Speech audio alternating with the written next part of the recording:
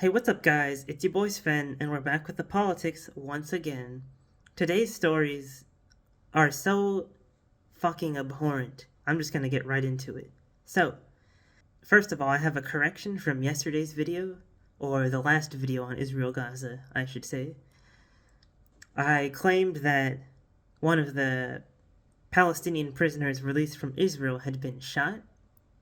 I was actually confused. So, what actually happened was that in East Jerusalem, there was a Palestinian teenager who was shot by the IDF. And the reason he was shot, apparently, is that he was celebrating the release of the Palestinian prisoners, which the Israeli cabinet tried to put an explicit ban on doing. They do not want any of the Palestinians to celebrate the release of their family and friends, which is obviously evil, but I mean, anyone with decent morality should be able to understand that that's evil. Let's get into this video, because it's very telling. We understand that a teenager has been shot. Is this the right way to handle this situation, given that tensions are already rising and emotions are already quite high? Well, we're talking about the release of attempted murderers. You call them children, but we're talking about teenagers who stabbed other teenagers. We're talking about... That's not my question, Deputy Mayor. I totally and fully understand that they have been accused. I'm giving you the context. I understand, but if I can, Deputy Mayor, I'm just going to interrupt you. Jesus Christ, what a shit show. Oh yeah, these are attempted murderers. No recognition that the kid who was shot was not one of these so-called attempted murderers, who, by the way, she's fucking lying. Like, 99% of the Palestinian prisoners held by Israel were held with no charges and with secret evidence, so I highly doubt that these kids were actually attempted murderers. I'm fully aware of... I'm answering the Deputy question. Mayor, I'm fully aware of what they've been... Part of the deal was that there would be no celebrations. And the reason... That's so evil. You can't just say that with a straight face. Oh yeah, no celebrations, so you get shot. That's bullshit. That is like the most evil thing I've ever heard. Well, outside of what I'm gonna get to later in today's video, that is. That these clashes are occurring is because exactly against the deal that there would be no celebrations celebrating the release of attempted murderers in East Jerusalem, in my city, where many people, many of the victims live side by side with the people who try to kill them. Part of the... What are you even talking about? Jerusalem wasn't attacked in October 7th. What are you talking about? What do you mean the victims are with the people who are trying to attack them? You're just saying all of us good-hearted, pure Israelis are on one side and the evil, demonic, Palestinians are on the other. This is just blatant racism, obviously. Deal was that they would not have these celebrations, and if the clashes are occurring, it's exactly because of that. And we're also hearing the chants of the people... Deputy Mayor, I'm just going to interrupt you because absolutely, and I've been speaking to Israeli officials who have laid out some of the crimes that these people have been accused of. As you Okay, centrist. say, they've been accused of all sorts of, crimes against various different individuals, and that's why they are in the prison. That's not the point I'm trying to make. The point I'm trying to make is that they have now been released as part of this deal, and yet our camera crews, our teams on the ground who were in East Jerusalem, for example, were not allowed to enter the homes of some of these people who have been released, some of these prisoners, including yesterday when they tried to interview Yeah, I wonder why Israel doesn't want the prisoners to be interviewed. Maybe it's because of the flagrant human rights violations in the prisons? Or the Guantanamo Bay-style torture that they're doing to thousands of prisoners that would be foretold by any prisoner who was released would be like, yeah, they beat me up, they didn't feed me, didn't give me medical care. So obviously Israel doesn't want that coming out, So they're going to do literally anything to prevent journalists from talking to these people. And yeah, if it takes some violence to intimidate the journalists to go away, they'll fucking do it. They'll shoot your ass. 17-year-old boy who was taken away for throwing stones. Part of the deal, as I repeated, and I said earlier, and I will repeat again, was that this wouldn't be a celebration because the release. That's a stupid stipulation. That is not how you make fucking hostage negotiation deals.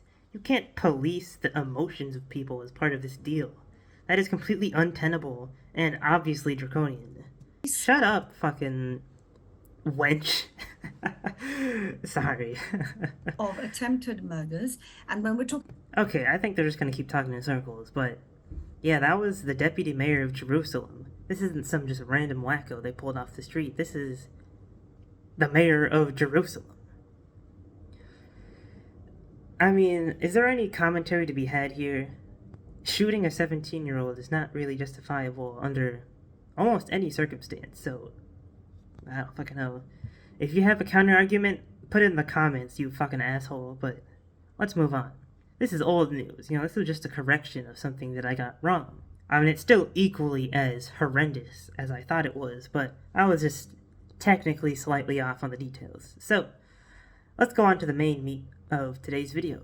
In the West Bank, Israel is continuing its incessant violence against Palestinians. In a series of raids that have been happening every single day in the West Bank since October 7th.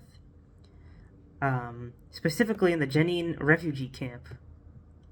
Yeah, raiding a refugee camp. Real, humanitarian guys. Man, Israel's so morally awesome that they fucking shoot refugees willy-nilly. Yeah, anyways. In the most recent raid, 2 Palestinian children were shot dead.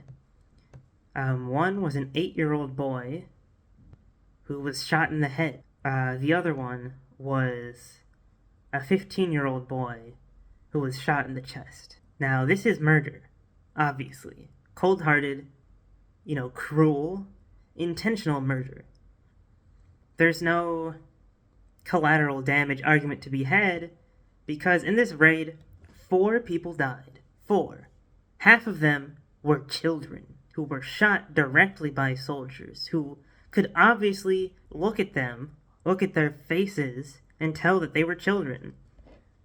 There's no collateral damage to be had here. Funnily enough, the collateral damage in this instance were the other 2 people who were killed, which were the actual militants, because a drone strike was dropped on a house in Jenin, and it blew up 2 militant fighters. And as the IDF soldiers were retreating, they just decided to shoot 2 kids on their way out for literally no reason.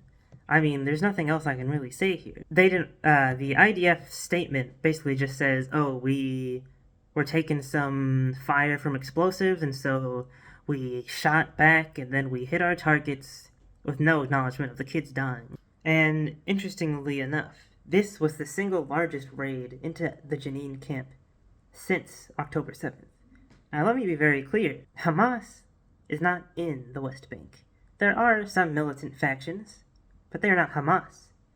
They may have slightly aided Hamas's October 7th attack with materials, but again, they aren't Hamas.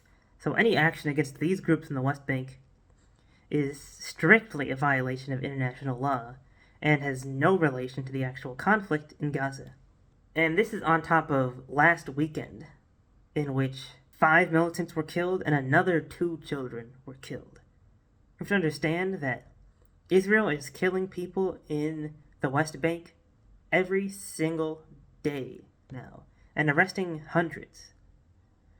And more monstrously, according to the Palestinian Red Crescent Society, Israeli forces were blocking its medics from reaching the Jenin camp, despite the presence of injured persons who need help and whose life is threatened. This is all just sickening. There's no justification here. I can't even think of a rebuttal to a counter-argument because there should be no counter-argument. This is like the most obvious shit in the world, and if you're still resistant to that much, then you need to seriously actually look at the facts. Read Al Jazeera articles. Don't fucking look at CNN, MSNBC. I mean, even then, you should probably still be on my side. I don't know what the fuck you people are even watching anymore. Like, don't only go to Elon Musk and Joe Biden for your opinions on this, alright? Actually, take matters into your own damn hands. And now, for the last bit of today's segment, I need to put a content warning. This is your chance to leave now if you don't want to hear about this deeply, deeply unsettling story involving babies that died in incubators. So, I'll give you 5 seconds to get out of here if you don't want to hear it, because this is quite possibly the most evil, vile, and disgusting story I've literally ever seen in my entire life. And I'm not joking. I mean, why would I be joking, right? But, like, this isn't an exaggeration. I'm not being hyperbolic. This is literally Nazi tier shit that's going down. So, what happened? Because of the humanitarian pause, people have been able to go back to the Al-Shifa hospital, which Israel raided and subsequently left, which they claimed was a Hamas base, but they didn't actually find much there. And so people are coming back, and it's all blurred out here. Thank God. I don't want to see this shit. This is the intensive care unit at Al-Nasser Hospital. Oh, sorry, it was Al-Nasser, not Al-Shifa. You can read the text on the screen here, but what happened was that IDF forcibly evacuated the hospital at gunpoint, told everyone to leave, and staff and parents were explicitly not allowed to take the babies from the incubators. And then Israel made up a whole story about how they were shipping in incubators to keep these babies alive, but that was a lie. Now that the journalists are back in the hospital, what they found were the decomposing bodies of all of the babies. Because Israel didn't provide them with incubation, food, water. They just let them die and decompose on the fucking benches right there in the hospital. I mean, is there anything to say about this? This is genocide. This act is genocidal. It's eugenics. It's cruel. It's unusual. There's no commentary to be had here. And luckily, I haven't seen anyone on X trying to justify it.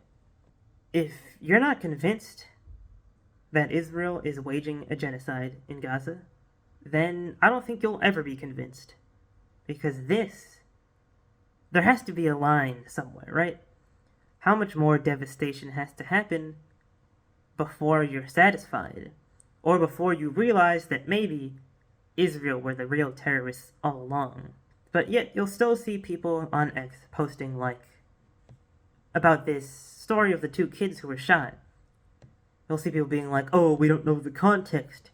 It could have been collateral damage, or they could have been terrorist kids. They could have been given guns and harassing people in the streets, as if an 8-year-old is capable of even doing that. And if that would justify you shooting an 8-year-old in the fucking face. Obviously not. But these people have been fed so much violent, virulent propaganda that they can't even see how insane they are anymore. So, yeah, very bad and depressing shit. I don't have jokes today. I don't have anything to say, really. There's no message here, because the message should be fucking obvious to anyone with eyes and a fucking moral compass. So, if you liked that video, I guess you can like, comment, and subscribe. Woo! If this video gave you mental damage, I'm sorry. But I was very, very angry just being on Twitter today. And I felt like I had to say something or I was gonna go fucking insane. If you need to vent your frustrations, though, you should go to a protest or something. That's what I'm gonna do literally right after I stop recording. So, stay active, subscribe,